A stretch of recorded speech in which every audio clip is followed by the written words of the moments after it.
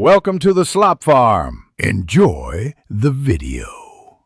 You'll start by signing into Outlook. Office. Com with your Office 365 account. This gives you access to mail, calendar, and contacts. Once signed in, make sure to set language and time zone so timestamps are correct. Next, add a basic signature and default reply behavior in settings. This saves repeated work. If you need other mailboxes, connect them via sync email. Doing that now prevents missed messages later. These first steps unlock the full workflow you'll build on in the next slide. Now you'll organize incoming mail so you can act quickly. Create folders and subfolders for projects and clients. Enable focused inbox to separate important messages, and then add rules or sweep to auto-move repetitive senders. This reduces noise. Apply categories and flags to mark priority items. Search folders pull saved queries for fast retrieval.